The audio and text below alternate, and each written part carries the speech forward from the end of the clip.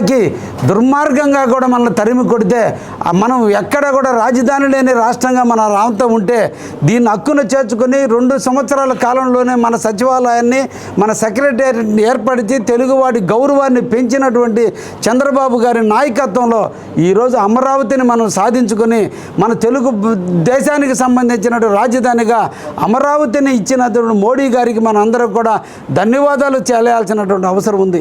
ఒక్కసారి సోదరులారా ఆలోచించండి. ఢిల్లీ రాజధానిగా ఉంటే టెరిటోరియల్ ప్రాంతమైనటువంటి ఆ ప్రాంతం ఎంత అభివృద్ధి చెందిందో మనం చూడాలి. ముంబై ఈరోజు అభివృద్ధి చెందిందంటే, మహారాష్ట్ర అభివృద్ధి చెందిందంటే దానికి కారణం ముంబై. అదేవిధంగా తమిళనాడు అభివృద్ధి చెందిందంటే దానికి కారణం ఈ రోజున మద్రాసు.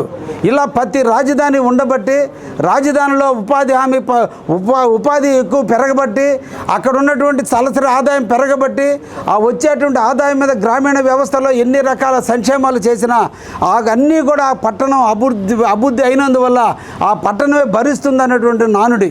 ఈరోజు తెలంగాణ రాష్ట్రం ఈరోజు హైదరాబాదులో సంవత్సరానికి 1,25,000 కోట్ల ఆదాయం తెస్తే ఆ వచ్చిన ఆదాయంతో మిగతా ప్రాంతాల్లో ఉన్నటువంటి అందరికీ కూడా హౌసింగ్ కాలనీలు ఇవ్వగలిగినా, పెన్షన్లు ఇచ్చినా, లేదంటే ఆరోగ్యశ్రీ కింద ఇచ్చినా, రైతు భరోసాలు ఇచ్చినా ఇవన్నీ తెలంగాణ ఇవ్వగలుగుతుందంటే హైదరాబాదు మహానగరంగా అభివృద్ధి చెందబట్టే.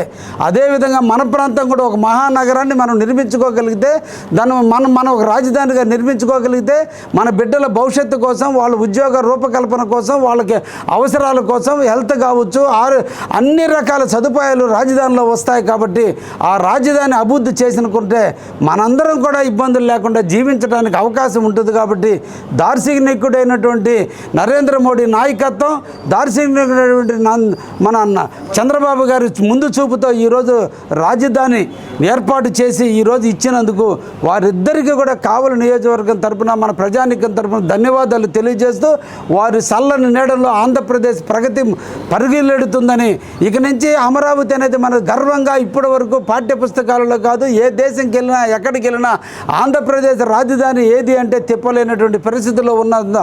నిన్నటి రోజున అసెంబ్లీలో ఏకగ్రీవ తీర్మానం చేసి దాన్ని పార్లమెంట్లో ప్రవేశపెట్టి లోక్సభలో కానీ లేదా రాజ్యసభలో కూడా దాన్ని బిల్లును ఆమోదించి ఈరోజు రాష్ట్రపతి గెజెట్కి పంపించి ఆ పవిత్రమైనటువంటి ఆ రాజు మనం అందరం కూడా కొనియాడేటువంటి దేవతలు ఉన్నటువంటి రాజధాని అమరావతి.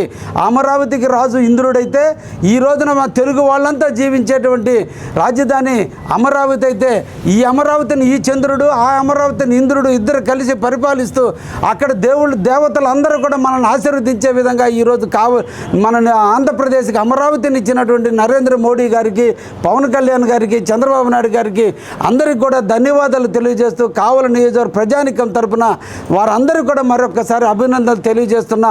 మీ ఆశీస్సులతో మీ చల్ల నీడల్లో కావలి నియోజకవర్గం అభివృద్ధి చెందుతుందనే నమ్మకం మా అందరికీ ఉంది. అందుకనే కాలజ్ఞానంలో బ్రహ్మం గారు చెప్పినట్టు ఈరోజు కావలి కనకపట్నం అవుతుందనే దానికి ఇది ఒక తార్కాణంగా అభినందిస్తూ, ఒకవైపున మత్స్యకారులకు అన్ని రకాల భరోసాలు ఇస్తూ, ఇంకొక వైపున రాజధాని ఇచ్చినటువంటి ముఖ్యమంత్రికి ధన్యవాదాలు తెలియజేస్తూ ముగిస్తున్నా. ధన్యవాదాలు.